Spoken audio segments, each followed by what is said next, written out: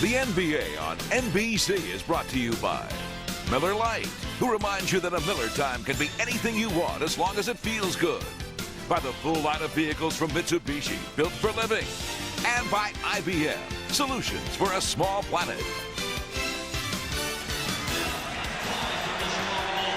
As we return to Chicago, the lineups for tonight's Game 5. And if the Indiana Pacers are confident they have reason to be, between the regular season and the playoffs, they have faced the Chicago Bulls 8 times. Each team has won 4. Almost every game has been close. In fact, through those 8 games, Chicago has scored exactly 2 more points than the Pacers. Larry Bird, 3-time MVP, 3-time champion with the Celtics, first-year head coach, and the NBA's Coach of the Year. Chicago's starting lineup includes Ron Harper, who was not suspended, but rather fined $3,500 for his part in the fracas toward the end of Game 4. Kukoc has started 4 of the 5 games, as Hannah Storm pointed out, so he might have been the starter anyway, even if Phil Jackson is upset with Dennis Rodman for arriving even later than is his wont prior to Game 5. Who knows what Dennis is thinking? Let's find out what Ahmad Rashad is thinking.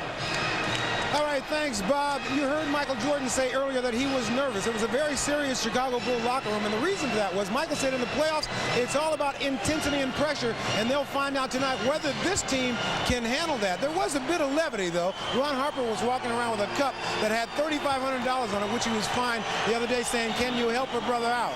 At last count, it was empty. Let's go down to Jim Gray.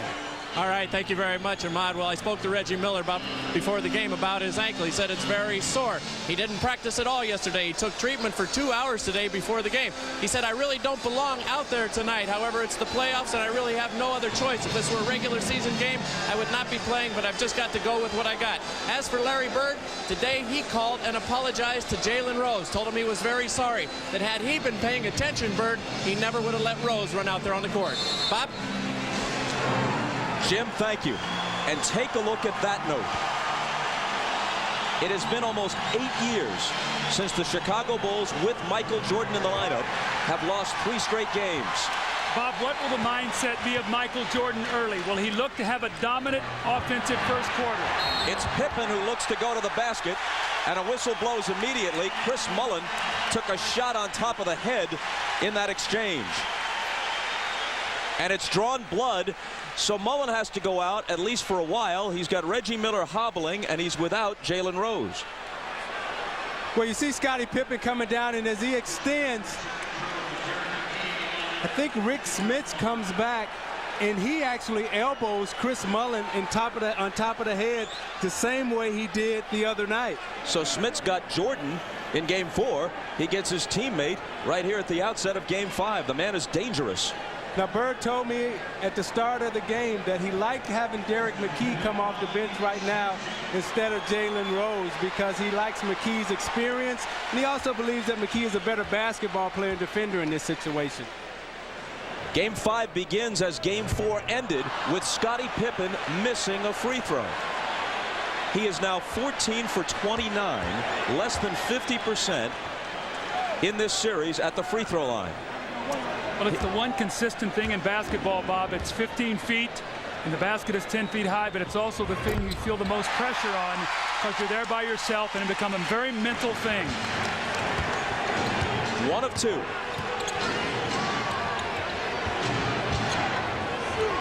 Dale Davis. And a whistle from Bennett Salvatore away from the ball. Salvatore working with Bob Delaney and Steve Javie. Here's Jim Gray. All right, Bob. Well, Chris Mullin is on the bench being attended to by the Indiana trainers. He has about an 1.5 inch gash on the top of his head. They're trying to stop the bleeding. When they stop the bleeding, he'll return. Bob? After the foul on Scottie Pippen, the Pacers put it back in play. Dale Davis takes the high percentage shot, the dunk off the feed from Mark Jackson. Pippen pulls up and fires a 3, and that's way off, but Chicago retains it. Miller is on Michael, who backs him down and hits off the glass. Well, that was very easy that time. Reggie Miller was not able to hold his ground at all, and Michael really just dribbled him under the basket. No help at all. It's difficult for him to hold his ground, Doug, because he doesn't have the strength in those legs and with that sore ankle.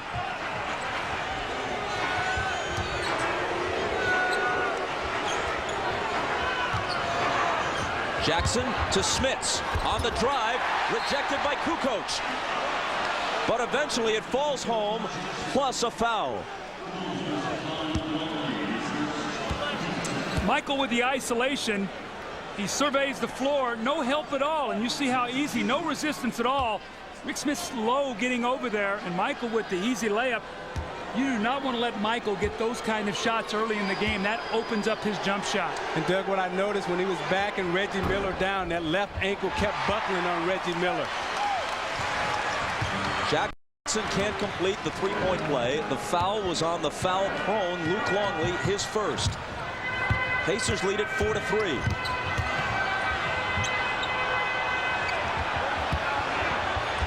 Michael into the lane, and he scoops it up and in for his second basket. At the other end, Jim Gray reports that it will require 3 stitches to close the wound on Chris Mullin's head. When Michael Jordan is thinking offense in the first quarter, he always goes to the post.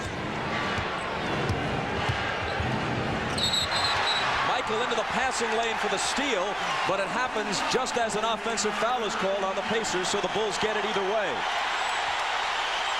Michael once again on that low block, the up and under. He splits Rick Smits. 2 easy layups for Michael Jordan. Then the moving pick on Rick Smits. And we see the big numbers of Michael Jordan after big losses. Foul was on Miller, his first. Kukoc's pass is swatted out of bounds. Still Bulls ball, 10 on the 24. I know Larry Bird doesn't like to double team, but with Michael Jordan in the post being guarded by Miller, he's going to have to come back and give him some help. Out of bounds to Indiana.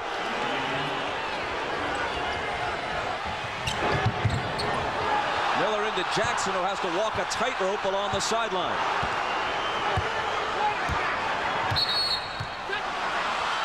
And a technical foul apparently has been called on Scottie Pippen, who was jawing at Bennett Salvatore. That's pretty interesting because Scottie's not a guy who gets a lot of technical fouls. See the edginess in both of these teams right now, understanding the importance of this game. Whoever wins takes the series lead at 3-2. Doug, this is a tough-minded Indiana team. You know, they remind me of the team of the 80s. You look at Scottie right here, and he's yakking at Bennett Salvatore, and Bennett said, I'm going to take control of this game early. Miller failed to convert on the technical. With Mullin out, he's their best free throw shooter, but not that time.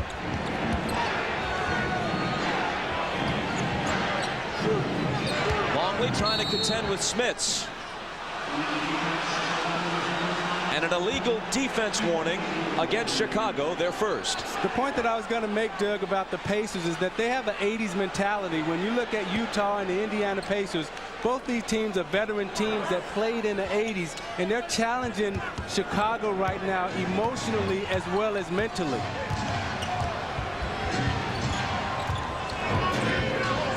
Harper up on Reggie. Behind a screen, he fires and hits a 3 for Reggie Miller.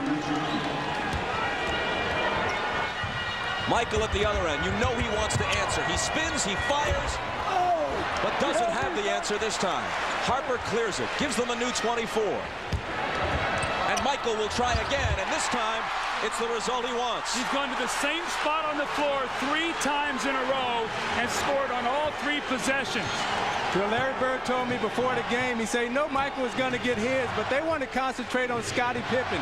They want to keep Scottie Pippen around to about 14 points and not let him get about 20. McKee is doubled, and he finds Jackson for 3. Mark Jackson gives the Pacers a 10-7 lead. So the importance of that is that Scottie Pippen is always the help man defensively for the Chicago Bulls. If Mark Jackson can hit that, then on the closeouts, he'll be able to get dribble penetration. Kukoc ties it. Kukoc, who hit so many important baskets in Game 4. It wasn't his fault that the Bulls lost the game. Smits Returns it to Jackson. Then screens for it. Gets it back and misses the 20-footer long. Pippen into the lane. Left hands it home.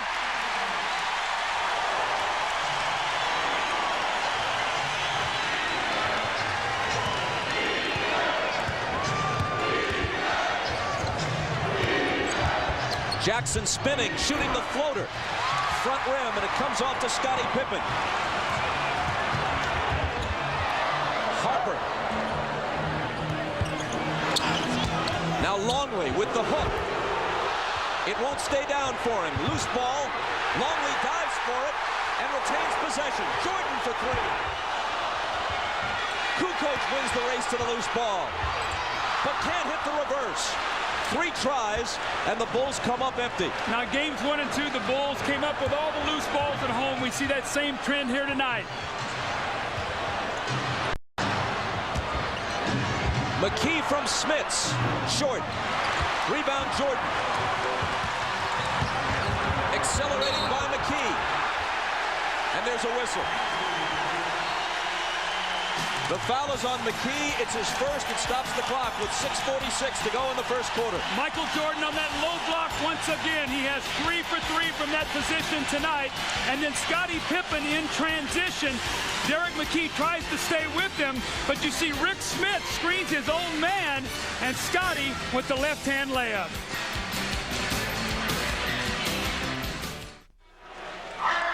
Now, Michael Jordan has come out in his first quarter with the mentality of scoring. And Doug told us whenever he has that mentality, he wants to go inside. Took Reggie Miller down there inside, went right one time, came back left, gave him the up and under, and then he went back the other way. You see he keeps Reggie Miller off balance, not giving him the same look twice, and you see all the shots that he's taken thus far have come in the paint.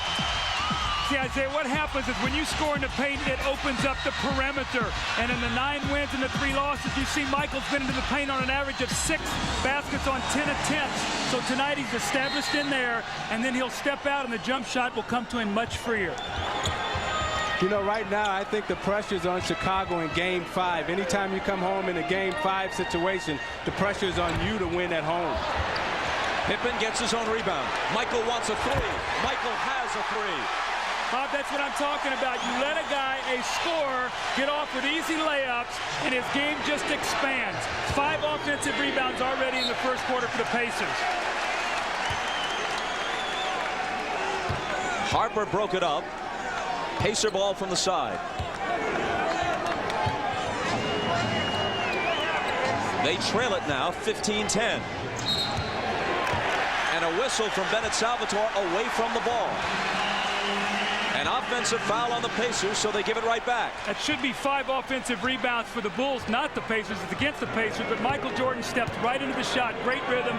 2 offensive fouls already in the first quarter against Indiana. Pippen to the glass, and it's 17-10. Scottie has 5.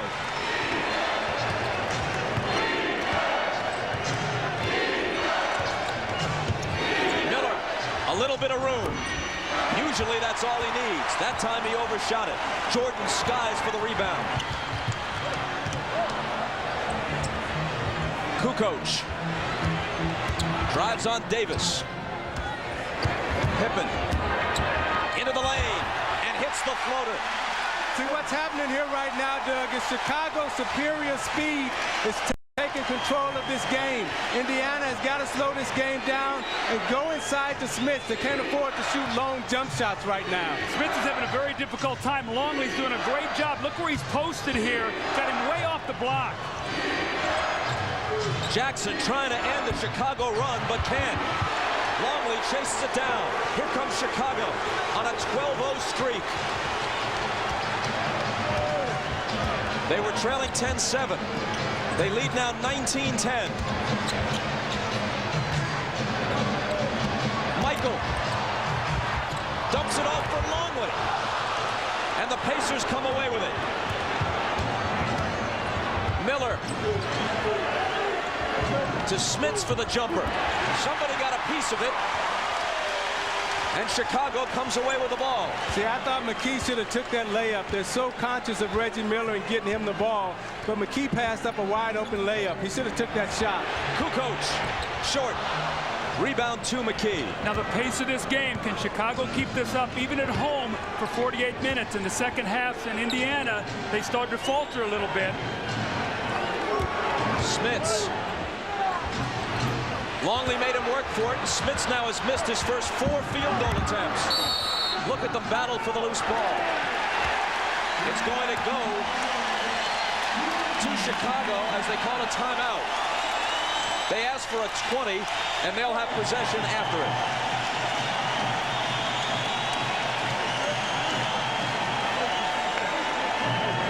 This is a game of speed for Chicago right now. Now you watch this coming in full speed. Watch his Pippen just blow off the screen because he doesn't want to take the hits. When you're playing against a strong physical team such as Indiana, you want to use your speed and your quickness to make them move, because once they put a body on you, Doug, then they slow you down. And you look at Pippen's numbers throughout the course of this series, and as Larry Bird said, if they can hold him under 14 points, then they feel that Chicago can't score enough to beat him.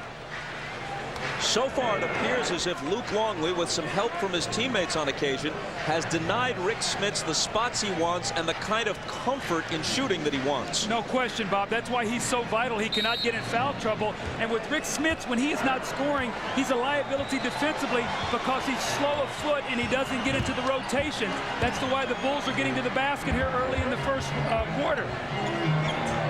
Michael. Another jumper. Not this time. Rebound to Jackson. Behind the back from Miller.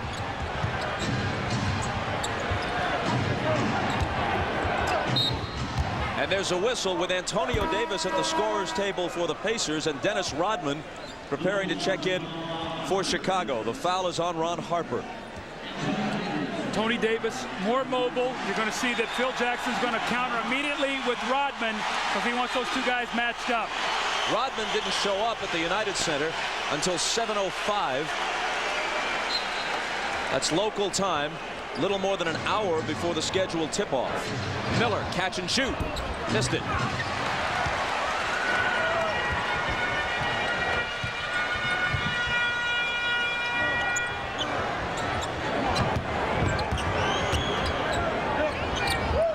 Kukoc in the lane. Makes it 21-10. Chicago, 14 unanswered points for the Bulls. The Pacers, meanwhile, have missed their last 8 shots.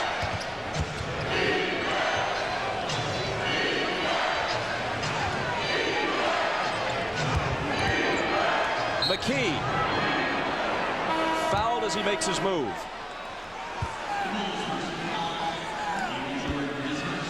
The Bulls are passing the ball very crisply. The off-the-ball movement there by Tony Kukoc, little sweeping left-hand hook. When you look at the Pacers front line now, McKee and the two Davis boys, they have a very big team out there right now. Tony Kukoc has played exceptionally well since game 1. In fact, he had some very big shots at game 4 that looked like was going to get the win for his team. That free throw by McKee was the Pacers' first point in 5.5 minutes. And he makes them both.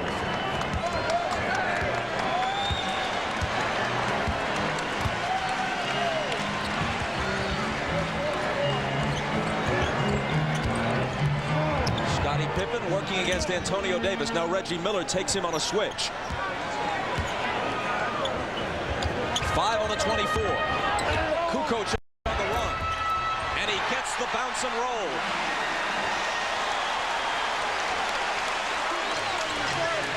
See what Indiana is thinking this first quarter. They just wanted to weather the storm. They knew they were going to be down 10 in the first quarter because of the emotional push. But can they come back after this and get the lead and start playing well again? Antonio Davis can't hit it. Rebound to Kukoc. It's a major storm the Pacers are trying to weather. Down 23-12. And the block on the Pippen drive.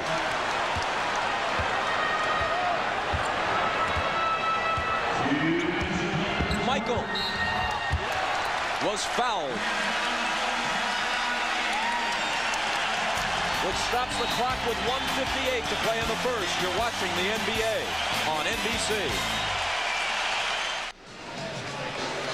Welcome back to Chicago. I'm Jim Gray. Larry Bird during that timeout told the Pacers, guys, you're bigger, you're stronger, be much more aggressive. You're giving up too many easy shots. Somebody stand up and do something here. Take a hard foul, get back on your game and play some defense. You guys are just letting them in with too many easy baskets. Somebody has to step up. Bob? Jim, thanks a lot. Just prior to the commercial, Dale Davis had blocked Scottie Pippen's shot. Then Antonio Davis fouled Michael Jordan. Chris Mullin checks back in for the Pacers. Here's the upside to the Pacers having shaved their heads as an act of solidarity prior to the playoffs. It gave the medics easy access to the injury. We're told it required 3 stitches. Michael hits the first. We mentioned that Dennis Rodman arrived a little more than an hour before game time. What's usual? Not for him, but for the average player. Bob, my rule is always 90 minutes in the locker room, prior to the tip. Now, I'm not sure what Phil Jackson's is, but I always felt an hour and a half to get your guys in there, start getting them ready for the game. Rodman has already told us that he doesn't like to get there early, that he gets bored. He wants to get right to the game and get out and play. Yeah, Rodman has so much energy, Doug, that it's hard for him to just sit around. So what he likes to do is get there about a half an hour before the game and warm up. In the list of Rodman transgressions, that's relatively minor. Let's go to Ahmad, who has more. You know what, Bob? I watched Dennis Rodman come into practice the other day, 2 minutes before practice started, and I asked Michael about that. He said Rodman does that all the time. And Phil Jackson, being the kind of coach that he is, treats everybody differently. So him arriving here late tonight was really no big deal as long as he's prepared to play. Bob? Ahmad, thanks. The foul on Michael was his second. It sends Chris Mullin, the league's leading free throw shooter, 94% for the season, to the line. Now, what we've seen already tonight is a different substitution pattern by Phil Jackson. The moment Travis Best came in, he comes with Randy Brown. I'll be thinking defense, control his speed and quickness, because Best has been a problem in the last 2 games. Scott Burrell checks in for Michael Jordan, who did pick up his second, so he'll get a rest with his team leading by 12. As I remember it, Phil Jackson didn't use Randy Brown even for a minute in Game 4. He actually, his first substitution was big. He brought in Burrell and tried to stay big on the perimeter. I think he needs the speed and quickness of Randy Brown. Steve Kerr has had trouble containing him. Mullin, as expected, makes them both.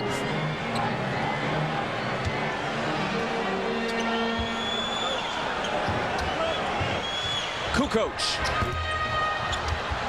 The rebound to Antonio Davis. So you have a Chicago team out on the floor without Pippen and without Jordan.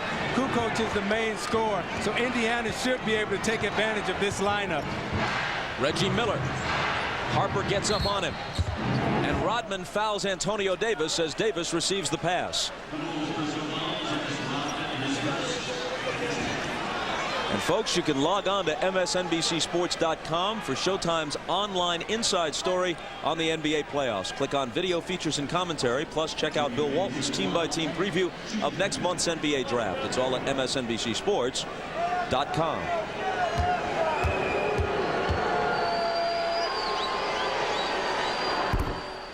First one rattles in and out for Antonio Davis, and here's Ahmad.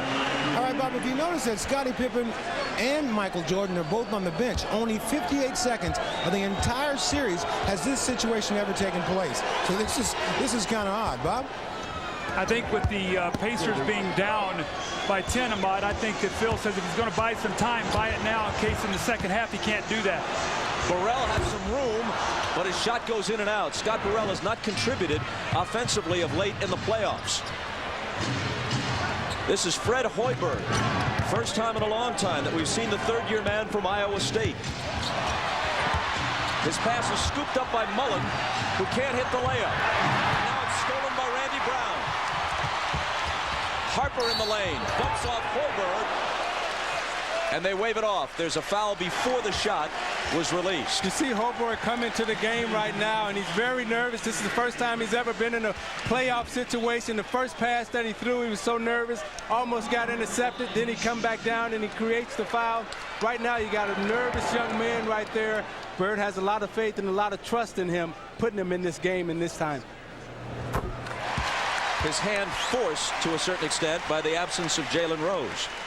I think you can also see that the Pacer bench has been much more effective at home, and that's to be really expected. Normally your reserves play much better at home, and your starters are the ones that carry you on the road. Now, I really believe that tonight Chris Mullin has got to give them something, because without Jalen Rose, Mullin has got to make some shots for them. He's 3 for 14 in the last 2 games and has really struggled with the speed and quickness of the perimeter of Chicago. Antonio Davis to the basket, and he was fouled. And that's 2 quick fouls Dennis Rodman has picked up. One of the problems when Dennis Rodman comes into the game, that he has a tendency to get in early foul trouble because he's not starting. And you see Antonio Davis put it on the floor and take it right to him, knowing that he has 1 foul and wants to pick up that second one. And you know, as good a player defensively as Dennis Rodman is, he does not like to come out on the floor and guard. So Tony Davis, what did he do? He drove the ball right to him. He attacked him, got him retreating, jumped into him, and got the contact. That's what you teach your players to do. This happened to have been an active shooting foul, on which Davis makes 1 of 2. Harper was fouled a moment ago before the shot, but both teams are over the limit, which is why he took the 2 free throws. Harper to Rodman, who blows the layup.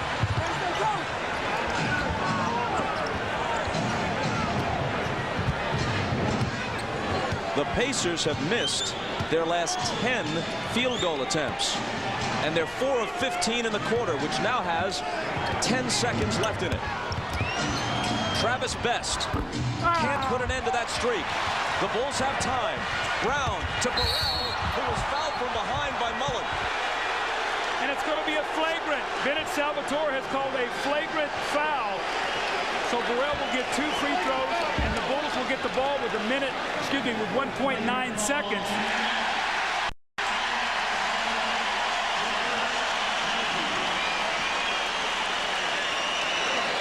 I guess the ruling there is that he hit him hard in the head and really did not get a play on the ball. It's a pretty tough call right now at the stage of the game, and you're going to see what Phil Jackson's going to do. He's going to bring his offensive players back in. This could be a 4 or 5 point swing here in the last 1.9 seconds. Now what Chris Mullin would tell you is that I was going for the ball, but I couldn't jump that high, and as I went to extend, I really couldn't get up high enough to get it. That was as unflagrant as a flagrant can be. Yes, it was. I think what happens is the referees err on the side of caution in these games, especially when you come off a game where there was a melee. 2 seconds. Michael gets it off. And the first quarter ends with the Bulls in front by 13. Miller hit an early 3. That was it for him in the first quarter. Michael got off quickly and often. This is the NBA on NBC.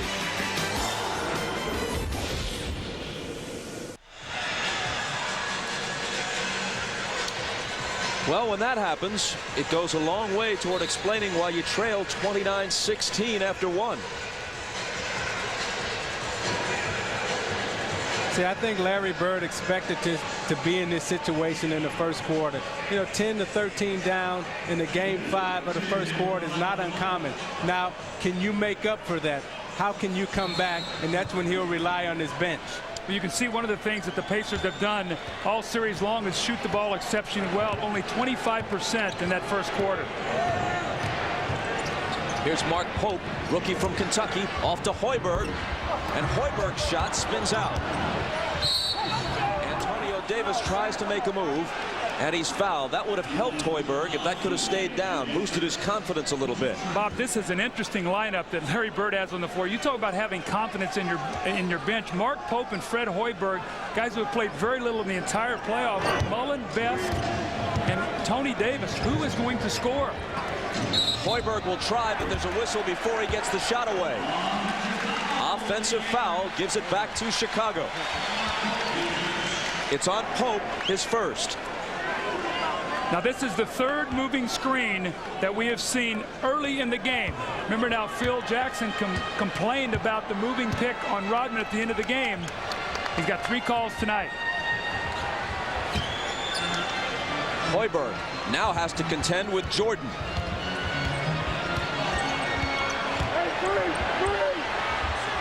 which, as you see, is not a pleasant task. See, that's not fair.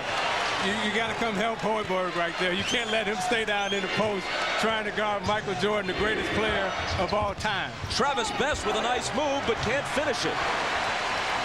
And the lid remains on the basket for Indiana. Jordan, foul before the shot. And you see Michael realizing early, I got to fish. And anytime he sees Hoiberg, okay, I'm going to bag him down. I'm going to take my time. What? Nobody's coming to double team me? I'm by myself? Y'all going to leave him? Okay, take this bucket.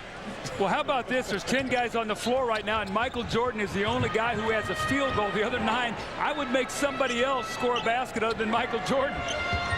The foul on Hoiberg was his second. That somebody else is Bill Wennington.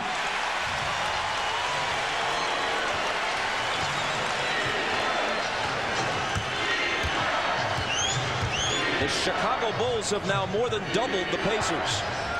It's 33-16. Antonio Davis. Indiana has now missed 14 consecutive shots.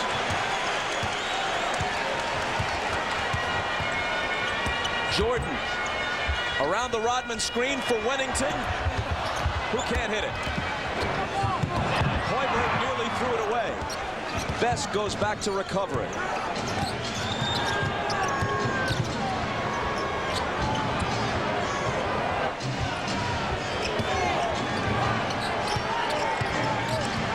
Best trying to break Burrell down. Splits 2 defenders but misses. Rodman tumbles out of bounds, but first gets rid of it to Kerr. Pulls up and then leans into Mullen, trying to draw the foul, and did it successfully. Nothing going right for the Pacers. The NBA on NBC is brought to you by Gatorade Thirst Quencher. You either have it in you or you don't. Life is a sport. Drink it up. By Chevy Malibu, the car you knew America could build. Genuine Chevrolet. And by Michelin, celebrating 100 years of innovation because so much is riding on your tires. There was a sense of real concern at the United Center prior to this game. Those concerns on the part of Bull fans have been allayed somewhat as Phil Jackson's team has jumped all over Larry Bird's club to the tune of 33-16 with 9:43 to play in the second. The Pacer bench, one of the biggest strengths of their team, is 0 for 7 today. And they have missed as a team their last 15 shots. They don't have a field goal in the last 11 minutes. Well, you see Steve Kerr hit the line. He was able to bait Chris Mullen into a foul on a fake of a long 2. But the Pacers right now have to score. I mean, it's 16 points. You know, Larry Bird tried to buy some minutes there to get Smits a little bit of a rest and Reggie Miller. But this is the time of the game right now. You don't want the Bulls to push out to a 25-point lead. You'll never catch up because you don't have that kind of firepower.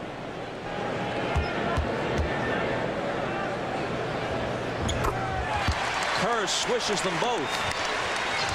A 19-point Chicago lead.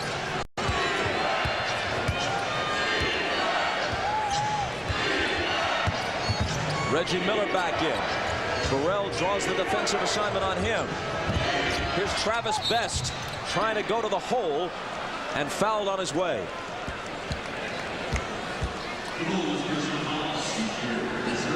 NBC's must-see Thursday begins with Friends, followed by Just Shoot Me, Seinfeld, Veronica's Closet, and ER.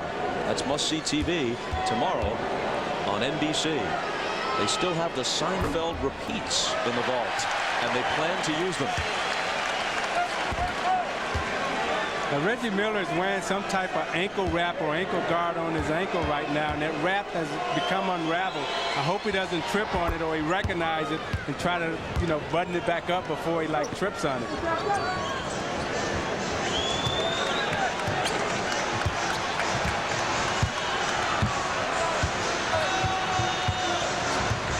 Michael against Reggie. Triple teamed in the lane, gets it out to Burrell, who misses what would have been a 2-point field goal. Is this on Rodman? If it is, that's 3. Bob, I think he ruled that he stepped on the line. So I don't think there's a foul on Rodman. I think he was out of bounds on the play. So you're right. Pacers will get the ball. Luckily for Chicago, So Rodman has 2 fouls.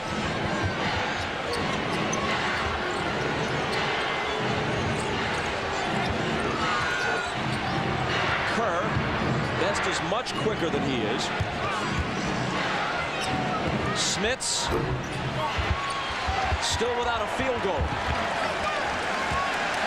The Pacers must think right now about trying to get this to 9 or 10 at halftime. They have 8:38 maybe to chop a 9 or 10 point lead. Longley had it knocked away, and Antonio Davis takes it. Best explodes to the hoop. And Burrell thought he blocked it cleanly, but there's a foul instead.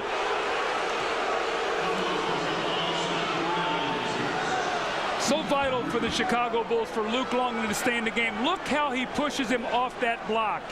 And then what will happen is Steve Kerr will dig back in there, force him to pick up his dribble. He has no place to go, so he shoots a fading jump shot. That's what the Bulls will live with. You see Kerr faking the double team.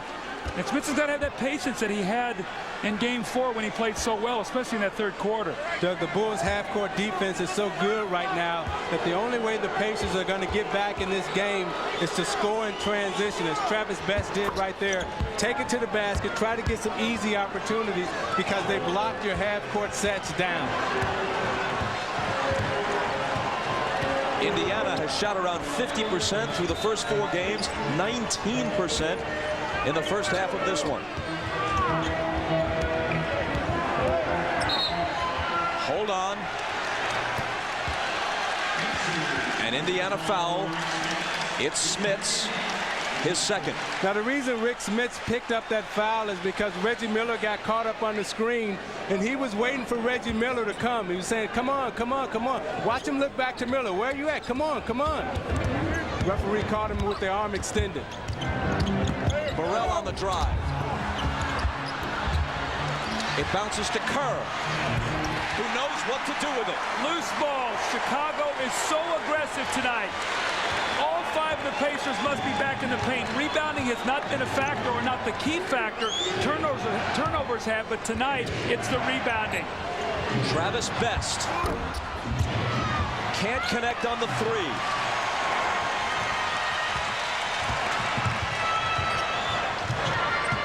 Extending back to the first period, the Pacers have now gone more than the equivalent of a full quarter, more than 12 minutes without a field goal. Michael Jordan. He has 15.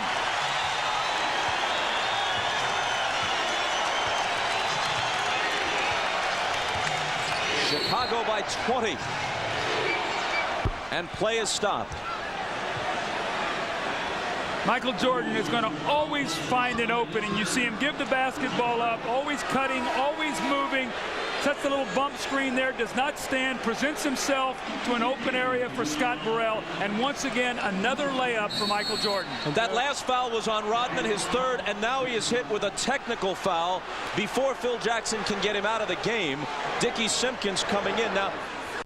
Here's Michael saying to Dennis, look, don't give these guys a chance to reverse this momentum. Dennis often complains that, as he puts it, he has a bullseye on his back. On the other hand, he is almost by acclamation, when you talk to the other players, the dirtiest player in the league. Mostly that's effective for him, but a lot of it involves illegal play, and a lot of it happens off the ball. So why shouldn't the officials watch him more closely than they do other players? Smits missing again. He's now 0 for 6. Michael made a move, then didn't know what to do with it.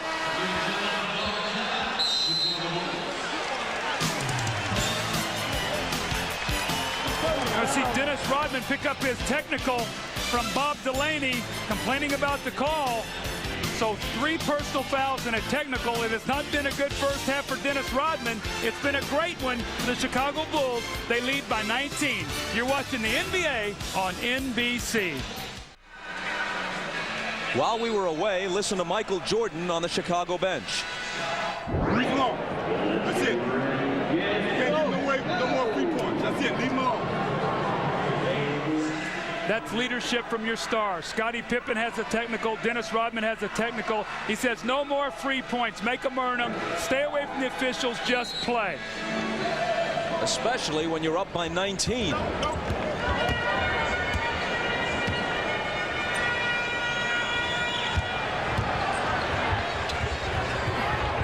And Michael can't make it 21. There's a whistle for a foul on the rebound, and it's going to go on Derek McKee, his second. I don't know if it's just me, guys, but I have not seen that emotional game that I thought we might get out of the Pacers. They've been very flat tonight. Now, obviously, the Bulls jumped on them and diffused them early. I don't see that look. You know, they're going to have to win a game in the United Center if they're going to win this series. They need to take 2 shots at it, not just 1. Steve Kerr, way off, an uncharacteristic miss for him. Doug, I think they came out waiting to absorb the blow, and the blow came so hard and furious from the Chicago Bulls that they've yet to respond to it.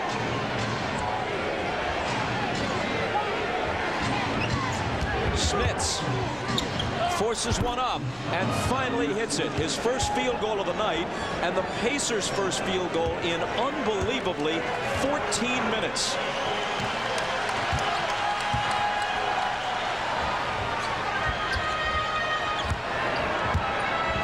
Michael gets rid of it to Scotty, who banks it home. The Chicago Bulls offense, Bob, has been getting Michael Jordan in that low block, and if they help a little bit, find the open man, or Michael's been punishing them from the start.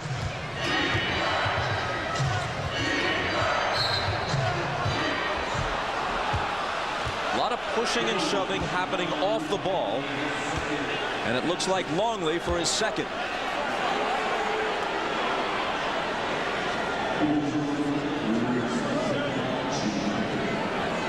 If he gets in foul trouble, it's a small ray of hope for the Pacers, because Wennington is less successful keeping Smits out of his shooting spots. But that's the weakness in the Chicago Bulls bench. Once you get past Longley, they really don't have any size, and they don't have any depth at the center position. At the guard and the forward core, there's a lot of depth there, but once you get past Longley in the middle, they're very light.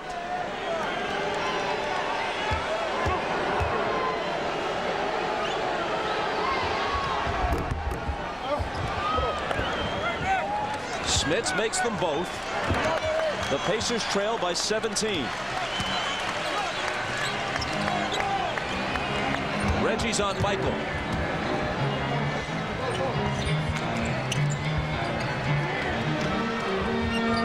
Dickey Simpkins finds Pippen.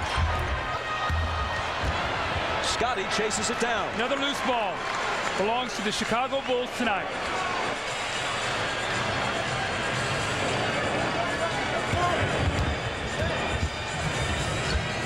Jordan from Pippen. Sweet as you please.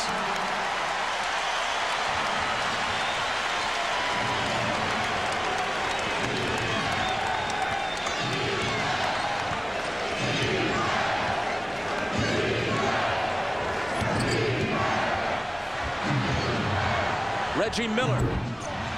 It comes up short for him, and Jordan is inside of Smits for the rebound. Kerr. Now Longley.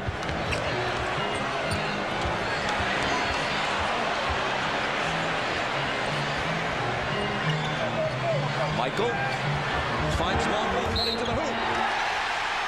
Chicago right now is executing to perfection. You know, you see Jordan's mentality right now. They're running every screen hard. Now you watch Pippen right there as he throws it out to Jordan. Jordan will square up, stare McKee down, and shoot it right through the bottom of the net. You watch him as he's backing up. I feel it. That last play, though, was a great play by Michael and Longley. It was eye contact. The big man jumped out as if it looked like Michael was going to use the screen. And Luke just slipped it and went right to the basket. And once again, the slow rotating defense by Indiana. The Bulls have more points in the paint in this half than they had in 2 complete games in Indianapolis. They're out of the 5 games. This is the crispest I've seen Chicago run their offense. Derek McKee. 5 on the 24. McKee shot blocked by Longley. Into the hands of Pippen. Here they come. Harper all the way to the hoop. Got it. Plus a foul. They are running the Pacers out of the building, and back to Indianapolis to try to regroup for Game 6.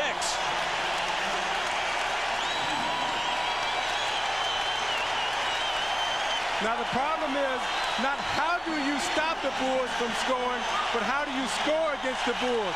You see Luke Longley block it, and they pass it up to Harper as he extends the left arm to stop Mark Jackson from elevating.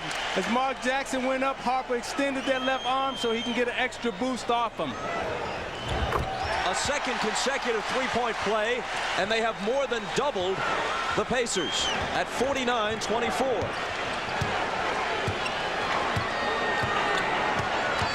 Jordan to the bench for a rest. Smits to the hoop from Miller.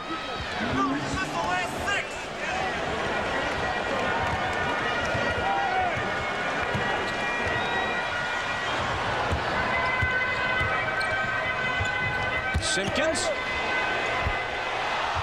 trying to follow. Jump ball.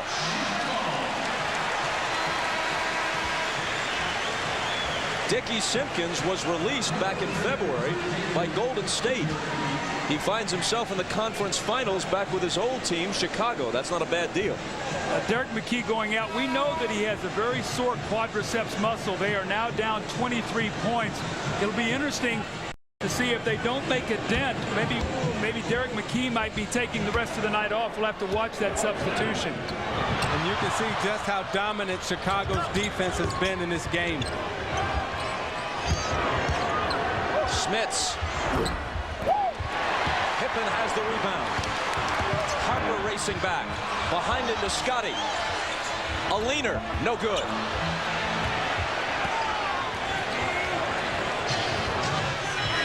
We move inside 3 minutes.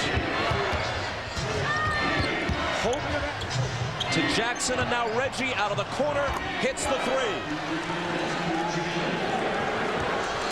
See, Isaiah, with Chicago playing so well tonight and scoring so easily, the Pacers haven't got the stops to be able to run, so everything is half court for them tonight. Longley. Antonio Davis has it, but the Pacers trail by 20.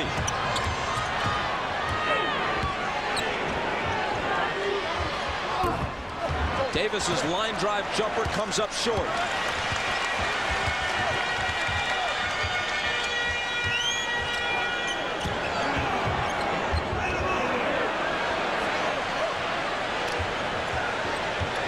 Kukoc in the corner with 8 on the 24. His pass picked off by Jackson into the hands of Pope. Jackson to the trailer. Miller blocked away by Longley, who was the only guy back. But you see on that play, Jackson didn't really have the speed to go by Longley. That's why he flipped it back, and Longley made the block.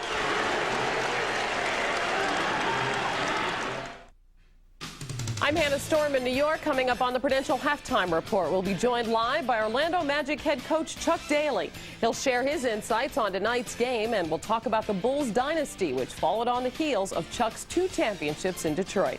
Plus, we'll hear from Matt Gukas, John Sally, and Peter Vesey on the first half in Chicago.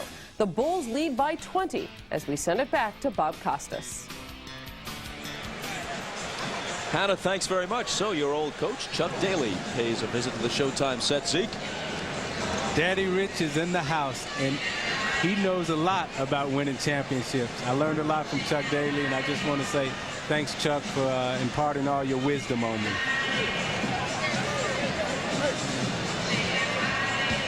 As you look at the leading scorers, Reggie Miller has a pair of threes, and that's it in this first half. On the inbound, it's Dale Davis, fouled. It looked like Pippen, and it is his second.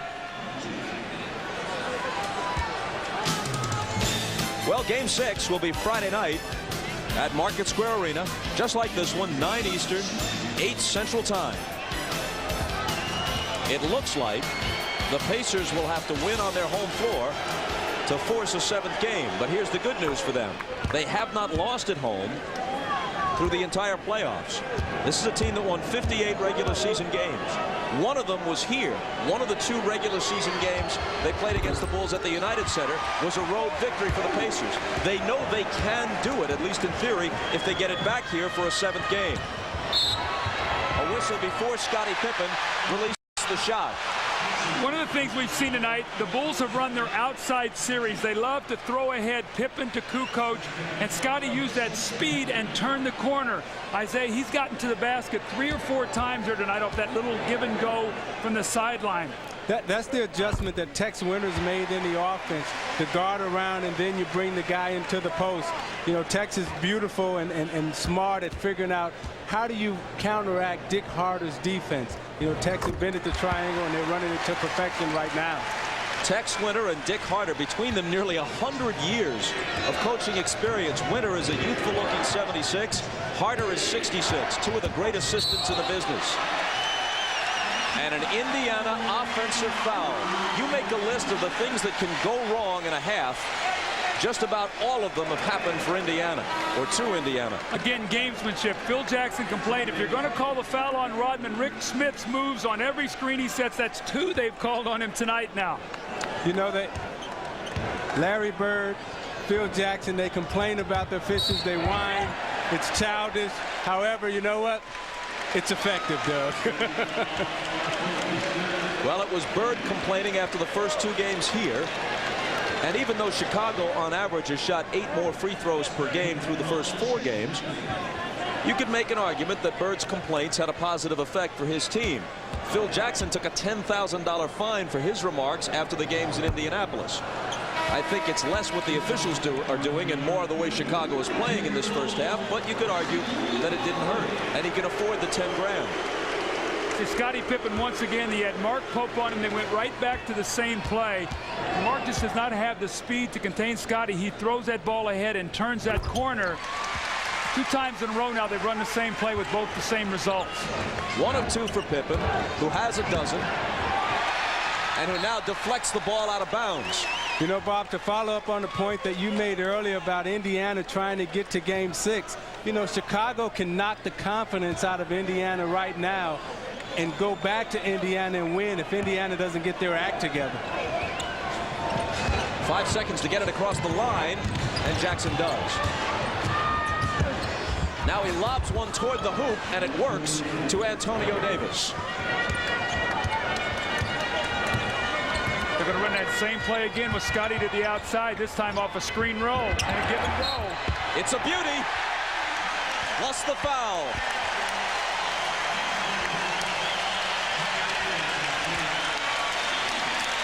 Antonio Davis picks up his 3rd. Here's Scottie Pippen now. You're going to watch guard to the outside. He hits, and then the give and go. Scottie using his speed and quickness so the Pacers cannot put their body on him tonight. Speed is winning. 15 for Pippen.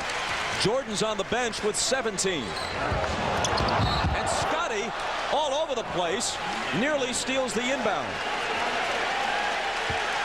Michael has now come off the bench, and we go to Jim Gray. All right, Bob, before the game, Larry Bird said something very interesting. He says, I don't know deep down in their hearts, referring to his team, the Pacers, if they know they can do it, if they feel they can. If they're just satisfied with beating Chicago 2 times, they'll never win a championship. What I'm trying to tell them is listen to what I say and do, and we can win this thing. Well, maybe they're just satisfied, Bob. Indiana turns it over. Pippen and Jordan between them have equaled the Pacers' 32 points. Jordan with 17, Pippen with 15. Chicago with a 55-32 lead. And that's the number that Larry Bird feared, that 15 points by Scottie Pippen, and he has it in the first half. Now 17. He equals Michael.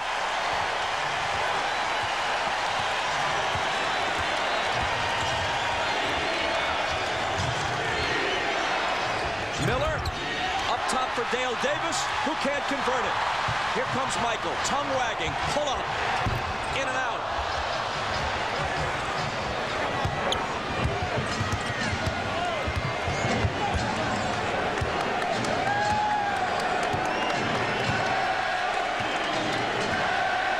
Game clock overlaps the shot clock by about 4 seconds.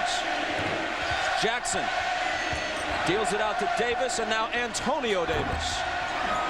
Can't hit it. 4 seconds to get off the final shot of the half. It'll be Michael. He did not beat the buzzer. They waved the basket off. Missed it by a split second. Says to Pippen, that's okay. We each scored 17. We alone have more points than the Pacers. We have a 25-point lead. The team that trailed at the half has won each of the first 4 games, but nobody trailed by this much. The Prudential halftime report coming up after these messages. You're watching the NBA on NBC.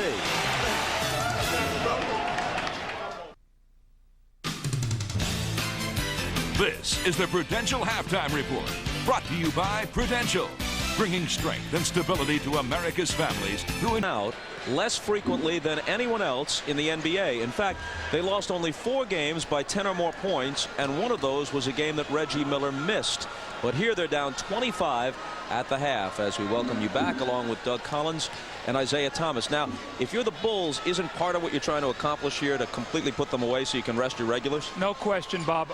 Michael Jordan played 20 minutes. Scottie Pippen played 17. If you're Phil Jackson, you said, look, let's come out the third quarter, put them away. I do not want you to play 1 minute in the fourth quarter. And you're definitely playing for Game 6. You want to destroy Rick Smith's confidence right now. You want to destroy Reggie Miller's confidence, because when they go back to Indiana, you don't want them going back feeling good about themselves. So this second half will be all about destroying their confidence. Which brings us to a look at the Miller Lite halftime stats. Well, Bob, I wish I could tell you it was something good for Indiana. This has been a nightmare in every way. They've shot 24%, 8 for 34. In the series, they're shooting 49%. They've been out-rebounded by 18. And we talked about stars win championship. And it's been Michael Jordan and Scottie Pippen. Look at the line, 17, 8, and 6.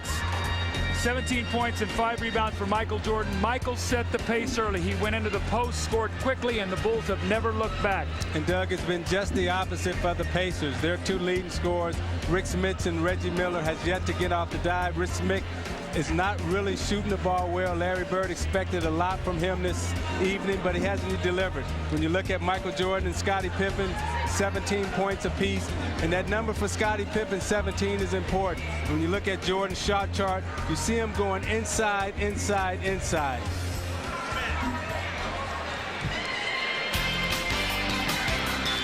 We'll be back with quarter number 3 from the United Center right after this. Ahmad Rashad back at the United Center, where the Bulls are up by 25 points during the halftime. Phil Jackson told his team to keep attacking and keep attacking. And obviously Doug Collins must have snuck into the locker room, because the other thing he told them was the same thing Doug had said, to bury him. Come out and try to bury him right now and get this game over with. So that's what they'll be trying to do. Let's go down to Jim Gray. All right, thank you very much, Ahmad. Well, Larry Bird told his team we're being beaten in every phase of the game. There are only about 2 of you guys who are playing. We need 6 or 7. He's not going to rest any of his guys. He said, hey, we can't fold it up. We have to establish something here in the second half. We got to see what we're made of. Otherwise, we're going to lose touch of this series. Bob? So realistically, barring an incredible burst right out of the blocks here in the third quarter, the Pacers are playing the second half just to establish something for Game 6. Dale Davis's shot rattles in and out. Well, if you're the Pacers, that's the way you have to approach it, because the series is an extension of Game 1, 2, 3, 4, and 5. And you got to go back to Indiana with some type of confidence and belief in your system. Ron Harper around Mullen to the basket, count it, plus the foul. When Larry Bird goes back and reviews his film, he and Dick Carter and his staff, the one thing they're going to be upset, the layups. The Bulls have gotten to the basket. They have finished. They've been touch fouls tonight, not the kind of hard fouls where you force a guy to start looking around when he goes to the basket, make him pick himself up and shoot some free throws.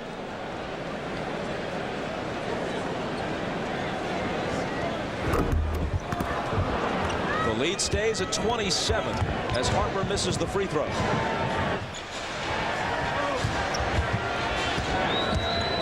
Jackson spinning on Pippen, hold on, foul before the shot. It'll be Pippen, and that's 3.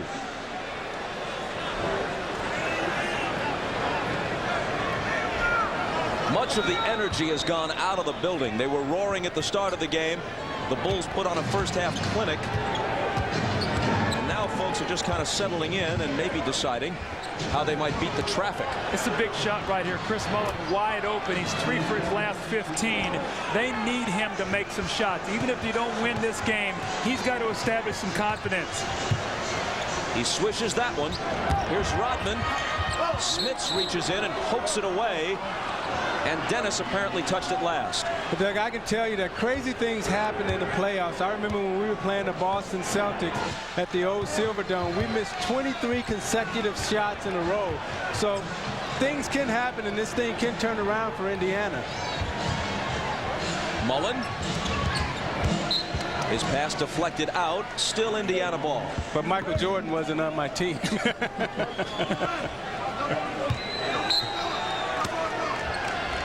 I know what, you didn't miss any of those 23, Isaiah. Those were all Lambeer and Joe. Goaltending on Pippen. So Miller gets the basket. You see Miller cut down the lane off the offensive play, and you see Scottie Pippen goes up and just kind of taps it on the glass. You can't take the ball to the glass like that. Pippen doubled in the corner. His pass picked off by Jackson. Foot race to the hoop with Harper. Leaves it for the trailer Miller. And Reggie now is in double figures with 10. See, that's the second time that Mark Jackson has made that play. The first time he made it, it wasn't successful. This time he made it, it was successful. Well, now an offensive foul on Pippen. That's his fourth. The Pacers have the ball and they're down 20. It was 25 at the half and 27 after the first basket of this period. Bob, not to hype anything, as Scottie Pippen picks up this fourth foul when he lowers his shoulder, but one of the things this Chicago Bulls team has done all season long is lose leads. It's like they've lost some of their concentration. They've allowed teams back in games. I'm not saying that will happen tonight, but that has been trademark of this team this season. Jackson trying to back down the much taller Kukoc and traveling in the process. So if you're the Indiana Pacers right now, your thought process is down 20. Let's see if we can cut this thing to 10 with 5 minutes to go in this quarter. Harper from Michael can't finish it. Indiana's on a 7-0 run. Mullen evades Jordan but can't hit the three.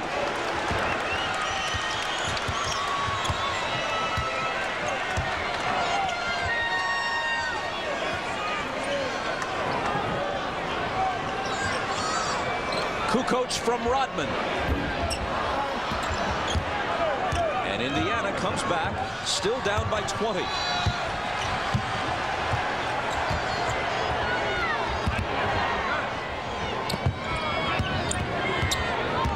Mullen challenging Michael.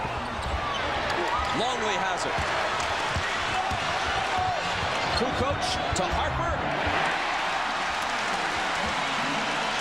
It's just so hard for Chris Mullen to deal with this quickness of Michael Jordan. He makes a move, it looks like he starts to finish, and Michael gets back into the play and bumps him off of it. This has really been a tough series for him.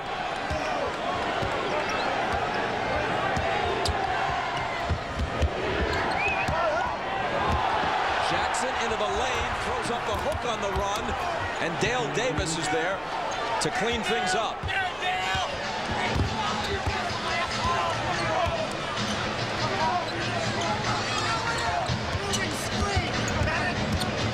Harper trying to bounce it to Longley. Smits broke it up. Harper recovers it. 7 on the shot clock. It's Kukoc with a leader. That's a little European half step that he has. He gets in there and he makes that little floating shot. Tony Kukoc really makes that play very well. There's the offensive foul on Dale Davis. Man, he hammered Kukoc, who was clutching his left shoulder.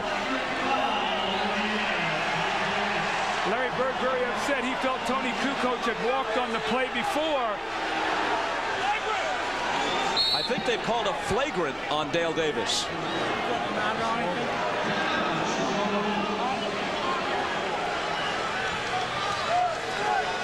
He definitely delivered a shot.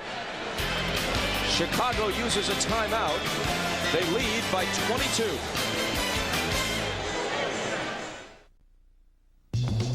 Miller Genuine Draft presents even more basketball. Now, Scottie Pippen has bounced back after missing those 2 free throws. You see him driving, attacking the basket, using his speed to counteract what the Pacers are trying to do in terms of putting a body on him. You see he accepts the challenge, accepts the blow right there. Then he blows by him again on the right side to hit the pull-up J. Now, when you look at Scotty's shot chart, you'll see everything going to the basket, and you'll see him really attacking this right side of the court. Larry Bird told us that he wanted to keep him under 14. Not tonight.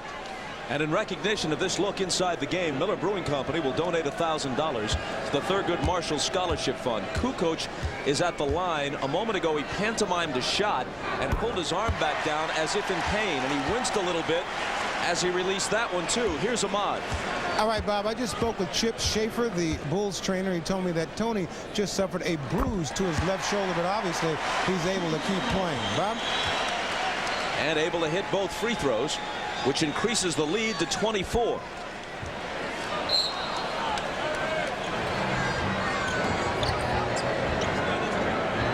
Michael with Reggie hand-checking him. Backs him down, leans in, and Dale Davis got a piece of it. Some of the fans courtside thought it should have been goaltending.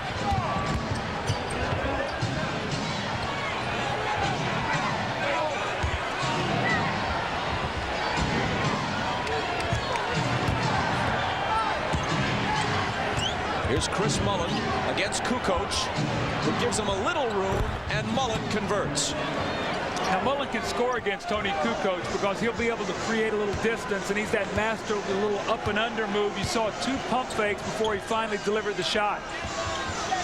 8 for Mullen. Harper, pull-up jumper, spins out.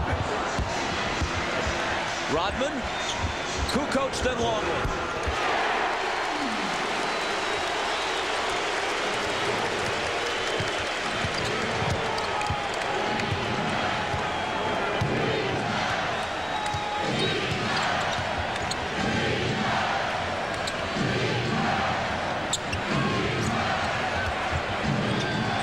Reggie Miller on the run.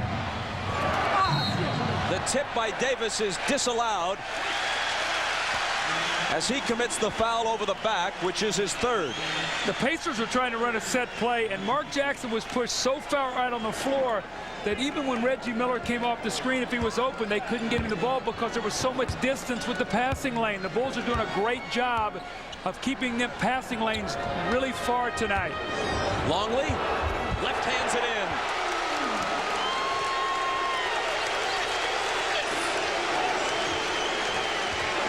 You know, Doug, Mark Jackson made the cardinal sin when he picked up his dribble. As a point guard, you can't pick up your dribble in the middle of the floor. You see him right here maintaining his dribble there so he can make a play. Jackson driving on Kukoc. Mark Jackson can't hit, but Davis, who's stuck with it, can.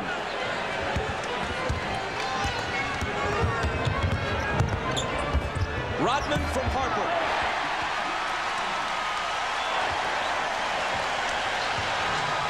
Dennis's first basket. Bulls led by 25 at the half, 26 now. You know, Dale Davis just picked up an offensive foul right there, and he's hitting everybody who gets in his way. You see him moving on the screen right here. He's just trying to lay some wood.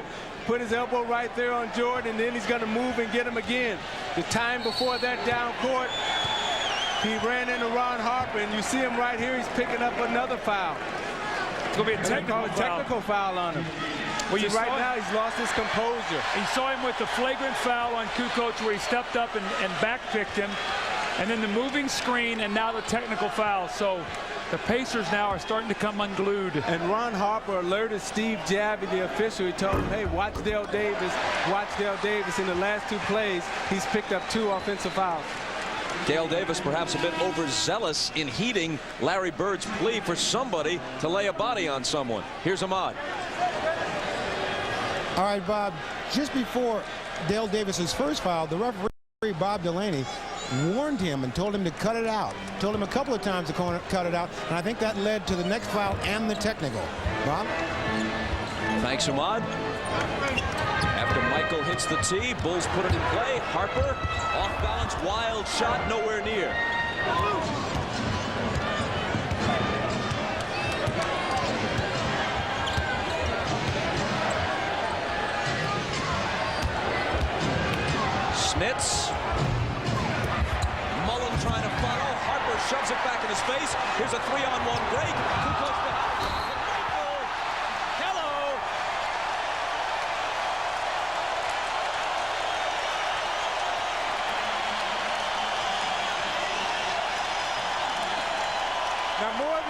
anything else, Tony Kukoc loves to make these type of passes. You see him catch it quickly behind his back, catch Jackson turning, and look out, here he comes. 23 in white, MJ is in the house. What are you talking about? He owns the house.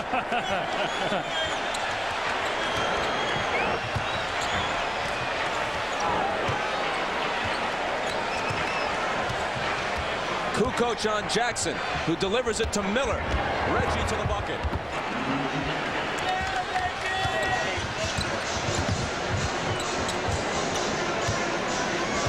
The numbers are reversed there in a most unappealing way for the Pacers. 74-47, now 76. Now Michael Jordan was calling for that ball the whole way up the court, and he was a little disappointed that Ron Harper didn't keep going because he knew he had a mismatch with Davis in the corner, and he back cut him.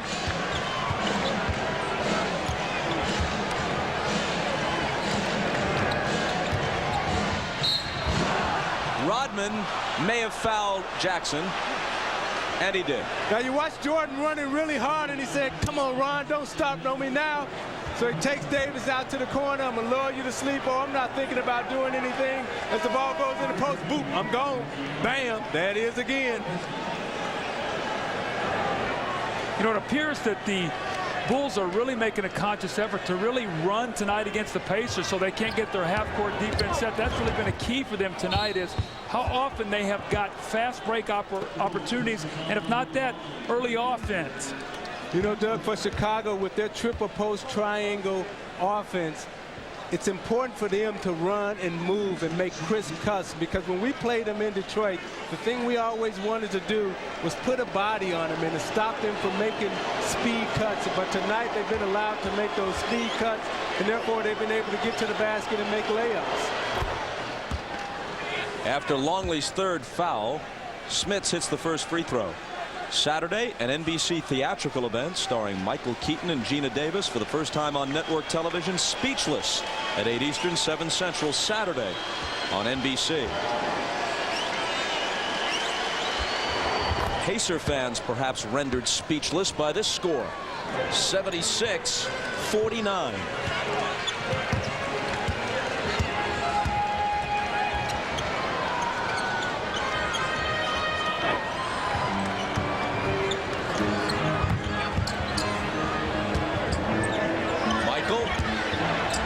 Turn around, off the glass. When Michael's put a little X on the floor on that same spot, that's where he started the game, and it's like, I want to get to that spot tonight, because when I get there, I can do whatever I want to do. Yeah, he's too strong down low. You see he's getting so deep in there that when he turns around, that's just a 3-foot bank shot for him. And he has 24.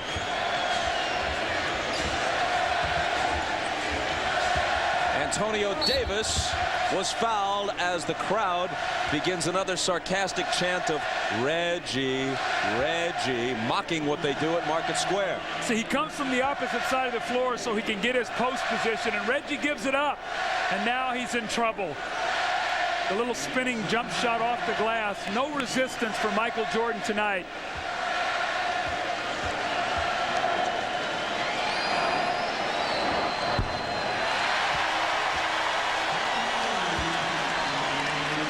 Miller now goes out. He hasn't appeared to be limping as much tonight as he was toward the end of Game 3 and throughout Game 4. Fred Hoiberg replaces him, and Davis makes one of two. See, with Reggie's injury right now, you really don't want to take any chances. You don't want him to re-injure it. He's kind of getting over it. So you don't want him to turn or ankle or anything right now, because you know you got a Game 6 coming up. Kukoc. Chicago by 30.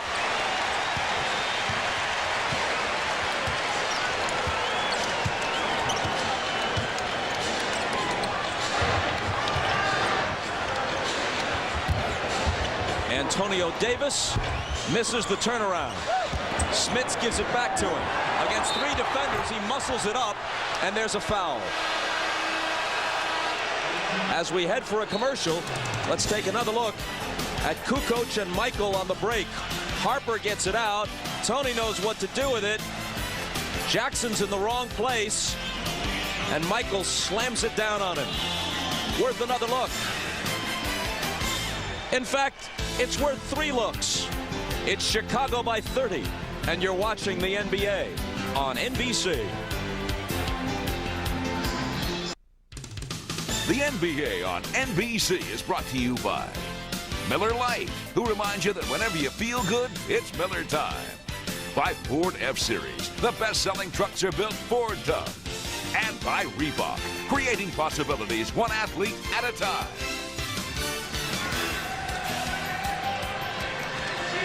Two minutes and 33 seconds remaining in the third quarter, and a 25-point halftime lead has grown to 30. Well, you can see the big three of the Chicago Bulls. The big three scorers are dominating tonight. 26 more than their counterparts from Indiana, Miller, Mullen, and Smith. And the Bulls have dominated from the opening tip-off. They have not looked back. You see the look on Reggie Miller's face, and they have to hope that going to be going home to Market Square Arena is going to rejuvenate them, because right now the Chicago Bulls are doing whatever they want to do on the floor. Antonio Davis hits 2 free throws. Longley out to Harper. Hoiberg trying to guard Michael. And the Bulls lose it. Rodman, as we told you, arrived just more than an hour prior to the game, but from his perspective, he was on time and everybody else was early.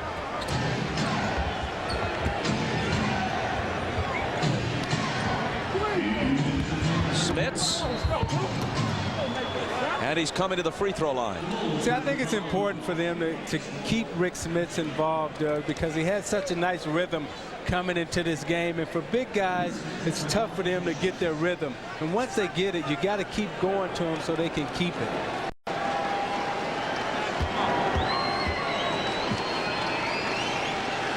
The foul trouble for Longley is of little concern considering the score. Now, we talked about Smits earlier, and you see he started slow in series. He started slow in the Knicks series, and then he picked it up in game 4 and 5. And you see he started slow in this series, and he was starting to pick it up. So now that he's got his rhythm, it's important that you keep going to him, even in a loss and in a blowout right now. And Larry Bird understands that. Smits finally breaks into double figures with 10. Pippen is back in the lineup. Jordan remains in the lineup with a 26-point lead. Kukoc has room and has the hoop. Again, I think Phil Jackson is going to finish this quarter out strong. The last 2 minutes, try to push this thing up over 30 points and tell Michael, put your warm-up on. I don't want to see you anymore out here tonight.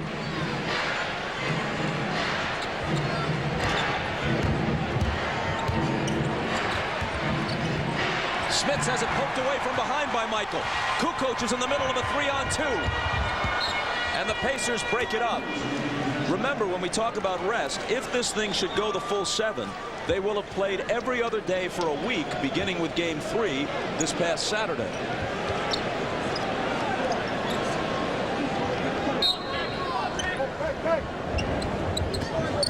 Kukoc.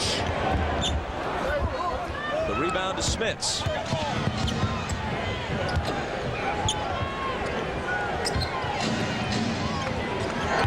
McKee. And Smits finally getting some points in this third quarter, but much too late. That's some of the offense, Bob, that we saw in Market Square, where there would be penetration and Smits would slide out on that baseline, so when the big man helped, they could find him and he could make that little open jump shot. Scotty flips it out to Kukoc. Rodman to Michael, an open 3, and he has 27. See, that's the beauty of the triangle. Once they get you down, then their tempo controls the game. They spread you out on the floor, they keep the spacing. You make mistakes because you overexert yourself defensively, and they start picking you apart. And now they take it away again. Here's Michael to Kukoc, and the lead is 31. Indiana is saying, what in the world has hit us tonight? 87-56. And they come to their feet at the United Center in complete appreciation of the performance put on by the Bulls tonight. Pippen swats it right back at Jackson's face. Michael from half court. The way things have gone tonight, it wouldn't have been that surprising had he made it.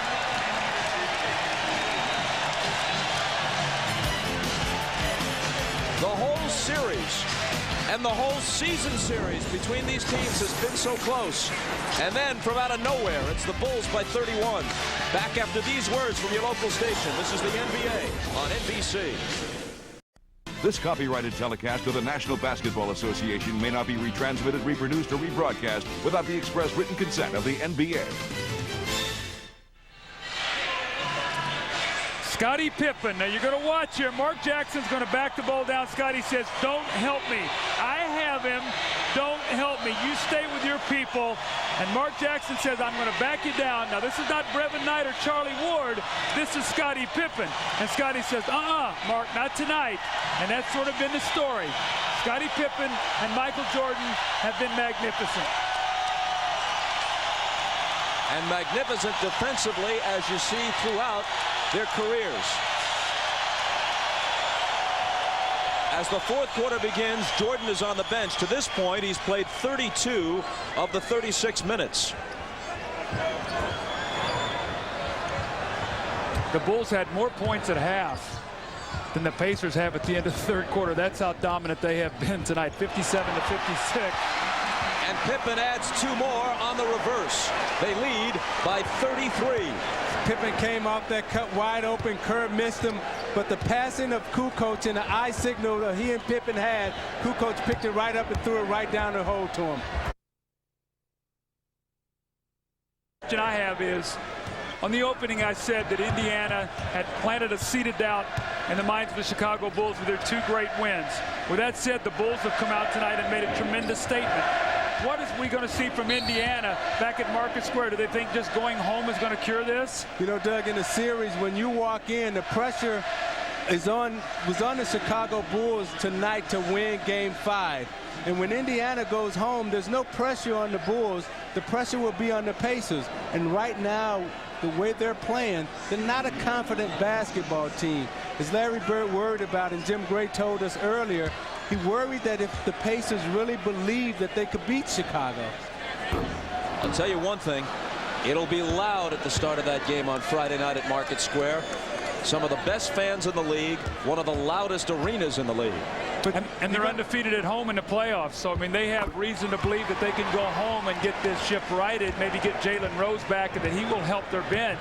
You're going to need it to be a little bit more than loud. You're going to have to figure out a way to score, to put the ball in the hole against this tough Chicago defense.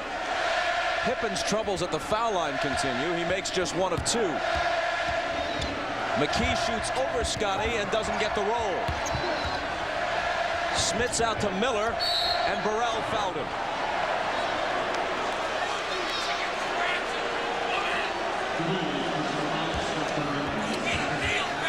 You know, Bob, we also talked about, was it a trend? Was it a fact that the Bulls were so dominant at homes in games 1 and 2, and then in games 3 and 4, it was Reggie Miller and the Pacers that dictated the game and won both by 2 points. Now we see that the home court once again dominant by Chicago. Will this be one of those series that comes down to 7 games with the home court being the difference?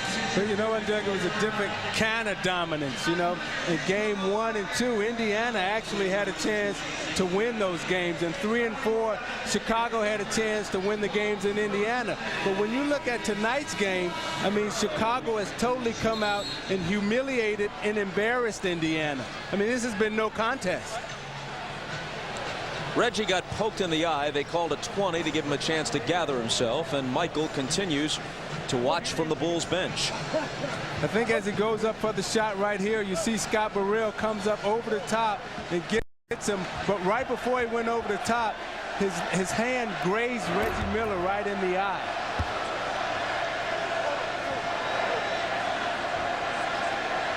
And you can see a little bit of redness in that area. Miller has 13 points tonight.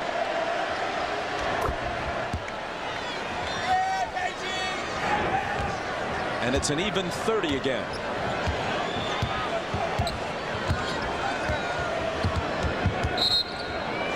A whistle. And an Indiana foul. You know, you may ask, why does Indiana still have some of its starters out on the floor? I remember Chuck Daly, when we were losing to Boston, he would keep the starters out on the floor just so we can feel the pain and feel how bad it was to get out there and get embarrassed and lose. Foul was on Antonio Davis. Kukoc switches to the right hand and flips it home. Now, Isaiah, you said at halftime he was a beautiful man. You feel that way even though he put that pain on you and made you stay out on the floor in these kind of games? Well, it made us grow up. It made us learn. You know, it made us mature into champions. Antonio Davis stuffed it, and Pippen arrived late and fouled him. How many times did you have to endure it before you got the message? Well, we had to endure that type of pain that Larry Bird and the Celtics was putting on us for years. And what Indiana has yet to figure out is, you know, they've been to the Eastern Conference Finals a couple of times, and when you look at Bird's mentality and what he's all about as a champion, he's concerned that these guys haven't learned. They can't figure out how to stay away from that pain, so he's making them go through it now again. Three-point play for Antonio Davis after the 5th foul on Pippen. 10 minutes remaining. And it's through Scotty's hands and out of bounds. Back to Chicago after this. The NBA on NBC is brought to you by Bud Light. For the great taste that won't fill you up and never let you down, make it a Bud Light. By Acura, the true definition of luxury. Yours. And by Pizza Hut, home of the new Sicilian pizza. Can you handle it?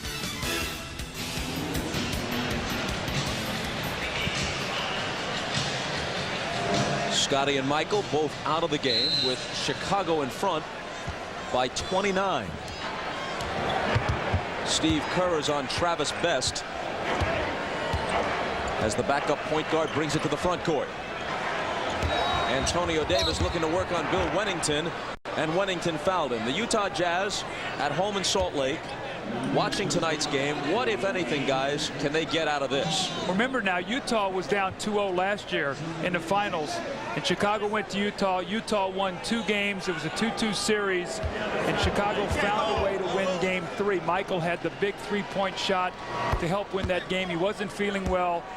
They were able to find a way to win the game. They came home and put it away on Steve Kerr's jump shot. So, excuse me, on game 5. They came back and won it on game 6. So they have been here exactly where the Pacers are, and they were on their home floor. And I think my biggest thing is, regardless of who Utah plays, they've worked all season long for that home court. That first game is going to be tough to win because they've been resting so long.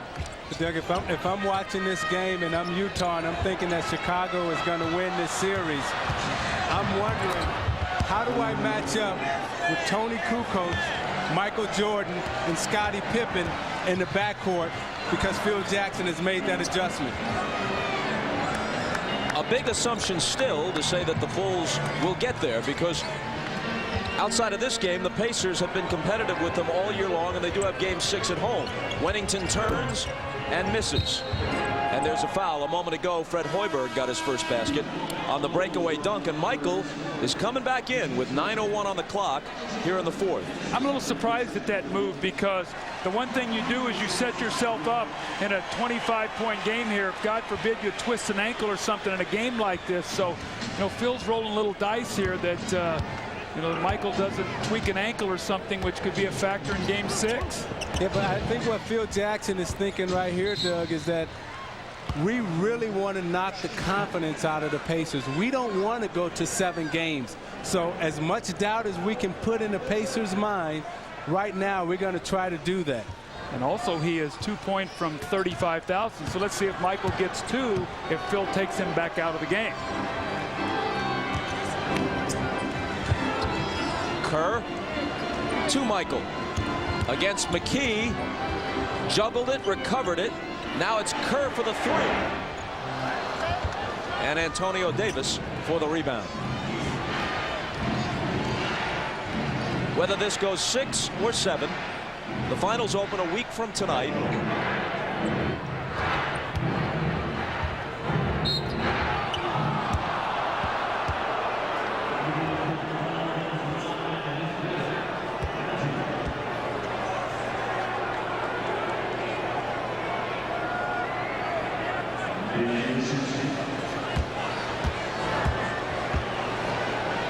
Dale Davis, a sub 50% free throw shooter, stays true to form. One of the guys who's really struggled tonight has been Travis Best. He was so brilliant in games 3 and 4. Big plays in both games. Remember that drive that put the game within 1 before Reggie's heroics. Tonight he is 0 for 5 with no assists in 14 minutes. Michael starts his move, spins into a crowd, and gets fouled. He has not missed a game, talking about the possibility of an injury here. He has not missed a game since his return from baseball in 1995. You know, that's what makes Michael Jordan so great. The thing that knocked Larry Bird out in Boston was injuries. You know, an illness knocked Magic Johnson out. An injury knocked me out of the game.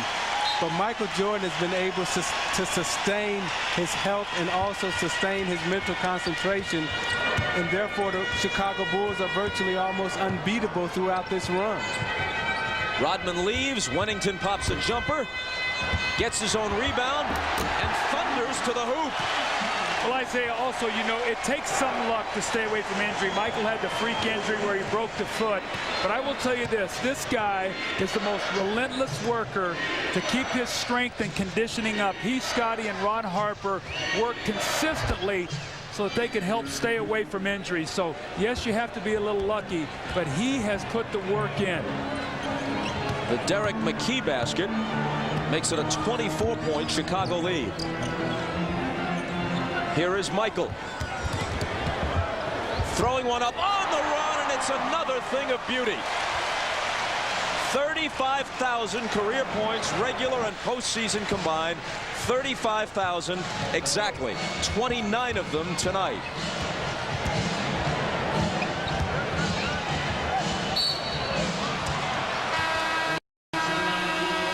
And there's a foul against Chicago.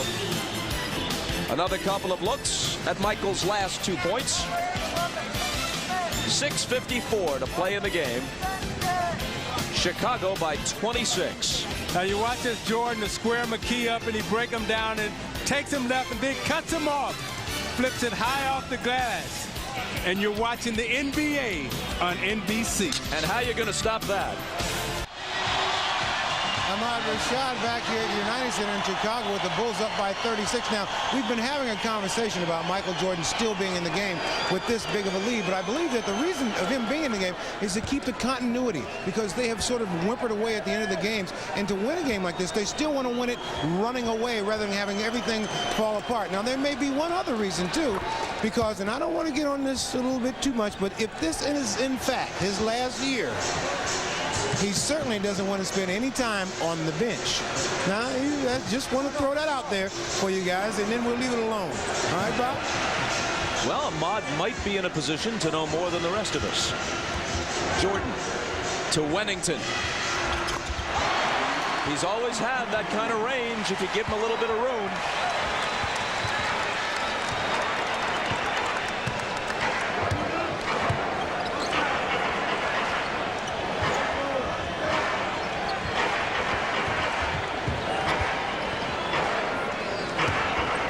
On Travis Best. Clock winding down towards 6 minutes to play in the fourth. Hoiberg had to arc it high and missed it. Michael skies for the rebound, and you hold your breath if you're Chicago when he goes down on a play like that. With a 27-point lead. Yeah, and I think that Phil Jackson was holding his breath. Scott Burrell's coming in. Let's see if he gets Michael out of the game. If so, Michael's looking for a last touch here. Working hard without the ball. Wennington, though, will shoot it. Mullen takes it away from Simpkins. Jordan has 29, Pippen 20, and Kukoc 19. Miller leads Indiana's feeble attack tonight with 14. Turnover, and Simpkins has it. Now Davis and Jordan got tied up under the basket right there. Jordan was chasing Mullen hard. Davis laid his pick on him, and they got tangled up, and Jordan threw Davis off. See if Michael gets one more shot up. If he looks over and sees Scott Burrell and says, look, if it comes to me, I'm going to let it go. He's calling for it, but Simpkins wants a shot of his own. And he gets the basket, which the crowd reacts to. It's his first hoop. Reggie Miller might be done for the night. No use putting that sprained ankle to a further test in this situation. Offensive foul on the Pacers. See, that's a result of the tangle up that he and Jordan had underneath. That's it for Antonio Davis with fouls, and it's it for Michael Jordan as well with 4:48 remaining. And he retires for the evening with 29 points and his team in front by 28. Now, Bob, I don't think the 29 is a huge number, but what I thought he did in that first quarter was establish what the Bulls were going to do. He got in that post early, got them confident. Scottie Pippen was excellent, and it really filtered on to the rest of his team. Judd Bushler getting some playing time now. Here's Judd with the ball. Simpkins. Oh, he thinks he's a scorer now. Right to the hoop goes Lubara Dickey Simpkins. And he draws the foul. We'll hop on the interstate. What do you say we drive it? Let's not fly. A little more than a 3-hour drive. You up for that tomorrow? In the Cracker Barrel. We're there. If the restaurant gets a free plug now, they'll pick up your tab for sure this time. We'll be en route to Indianapolis sometime tomorrow and back with you Friday night at 9 Eastern, 8 Central for Game 6 from Market Square. The Big Three can sit back and enjoy the last 4.5 minutes. Bob, if I'm not mistaken, it's either 5 or 6 offensive fouls the Pacers have tonight moving on screens. Boy, is that Travis Best quick, though. He sliced through there in a hurry. Well, that's the problems that he posed to the Chicago Bulls in 3 and 4. Now, in games 3 and 4 tonight, we have not seen that. They have really had a good handle on him. Now, remember when he first came into the game, Randy Brown had the primary task of guarding him early. Now we see Steve Kerr with him. You know what's impressive to me about Chicago's second unit that's on the floor right now? This is garbage time. This is rat time. But they're still disciplined enough to execute their offense. And, Doug, you know from being a coach that a lot of times at this point in the game, guys that come down and get out of their patterns and everything else. But let's watch Chicago and see how they continue to execute and space the floor. Bushler, his first shot. Got a good look, but missed it. Best pulls up, and Simpkins rebounds the miss.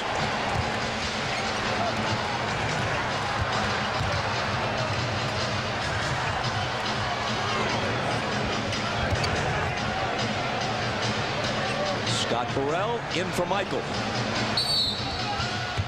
And there's a foul on the play. It's on Winnington. He set the moving pick. That time he caught the ball, and as he tried to pivot, he knocked off Fred Hoiberg. Hope Lou Carnesecca is watching the game.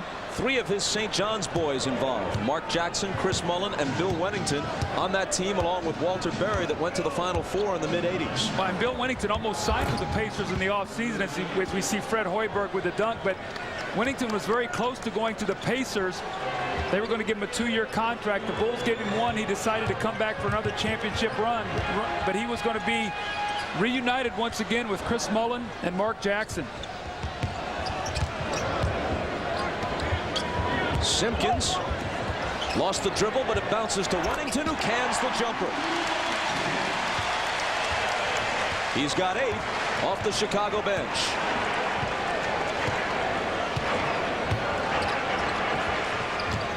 Hoiberg off to Best. Gets it back and hits the side of the backboard with an awful shot. Best connects on a 3.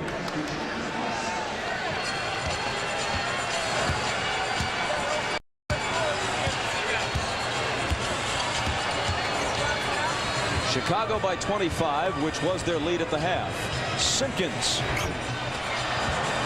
And at 5'11", Best has the rebound. Takes off to the other end, and there's contact and a foul on Chicago. With 2:25 left. Back to Chicago after this. Welcome back to Chicago. I'm Jim Gray. Well, you might be wondering how the Utah Jazz are preparing for the finals. Well, talked to Jerry Sloan after they beat the Lakers, and he told me he was just going to send a local scout, Bob Sullivan, here to the game tonight and to scout these two teams. Said he wasn't going to send any of his staff because he really didn't want to waste any of the money. Said he really hadn't been watching much of this series because he was busy with his. Said he didn't know how much he would watch after they won. He said, we'll know what we need to know when we need to know, because when we finally find out who we play, then we'll have all the information we need. Bob? Boy, that's Jerry Sloan for you. None of this high-tech stuff. None of these extra tapes and computer printouts. Hey, we'll know what we need to know. They did in the regular season against Chicago. They beat them both times they played them. They split 2 with the Pacers.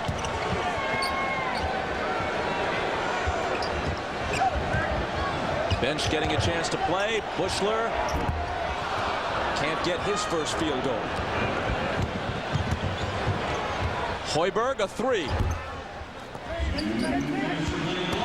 Simpkins has the rebound. They have Randy Brown, Judd Bushler, Dickie Simpkins, Scott Burrell, and Bill Wennington on the floor.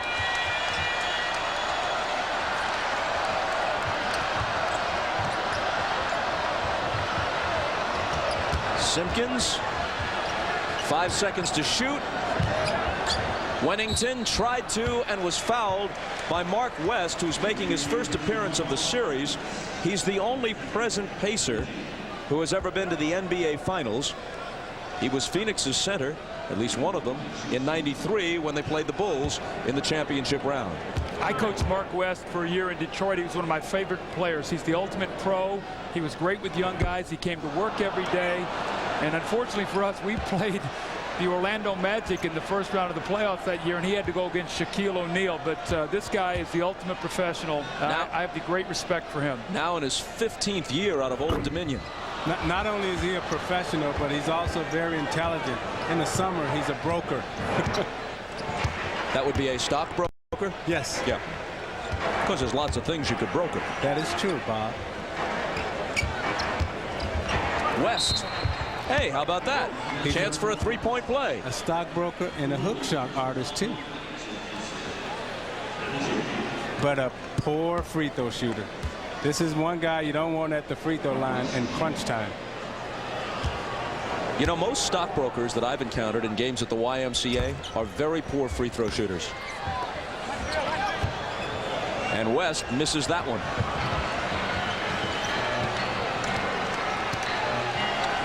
The final score is going to look a bit more respectable for Indiana.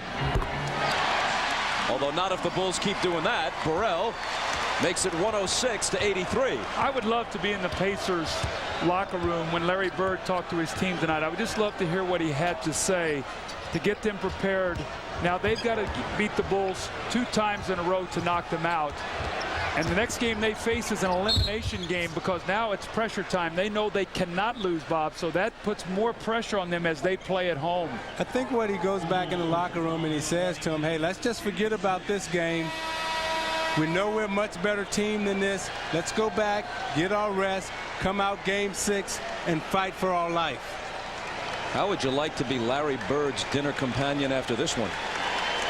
See, I think these type of losses are easier for a coach and players to take when you lose by margins such as this, because you know you can play better and you know you're a much better team. I think those 4 or 5 point losses, those are the difficult losses to take. And you don't know whether Reggie's just hit the game-winning shot or they're losing by 22 points. Again, it's the consistency that we talked about. Larry Bird, this is the same way he approaches every game. No matter what the magnitude is, that's the same look that you get. Hoiberg hits the free throws. Less than a minute to play. Dickie Simpkins has it rejected by Dale Davis. Hoiberg runs into Kerr. The officials don't blow a whistle as we play out the last few seconds. And now Burrell stuffs it back in Hoiberg's face. But officials not going to blow the whistle at this point in time unless it's something that's pretty obvious and flagrant. they want this game to get over just like Indiana does.